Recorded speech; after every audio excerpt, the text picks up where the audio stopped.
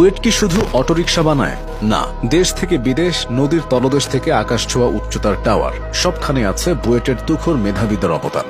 বুয়েটের গুণী সন্তান ও তাদের অবদান সম্পর্কে বিস্তারিত জেনে নিন। ইঞ্জিনিয়ার এফআর খান, পুরো নাম ফজলুর রহমান খান। তাকে বলা হয় সবচেয়ে সফল বুয়েটিয়ান। বুয়েট যখন ঢাকা বিশ্ববিদ্যালয়ের অধীনে একটি আলাদা অনুষদ ছিল, সে সময়ের ছাত্র তিনি। আমেরিকার শিকাগোতে 1450 ফুট উঁচু এবং 110 তলা বিশিষ্ট সিয়ার্স টাওয়ার সোজা আকাশের বুকে তুলে দেওয়ার সাহস দেখিয়েছিলেন এফআর খান। তিনি তার কৃতিত্বের স্বীকৃতিস্বরূপ 13টি আন্তর্জাতিক পুরস্কার অর্জন করেছেন, যা গোটা বিশ্বে বিরল। আমেরিকার লিহা বিশ্ববিদ্যালয়ে তার সম্মানে এফআর খান চেয়ার চালু করা হয়েছে। জামিলুর রেজা চৌধুরী বর্তমান প্রজন্মের অনেক শিক্ষকদের শিক্ষক ছিলেন তিনি। দেশের অবকাঠামো উন্নয়ন, শিক্ষা, গবেষণা, বিজ্ঞান, প্রযুক্তি ও অর্থনৈতিক উন্নয়নে জামিলুর রেজার অবদান অসামান্য। তার 60টির মতো গবেষণাপত্র রয়েছে। জামিলুর রেজা 1963 সালে বুয়েট থেকে বের হন।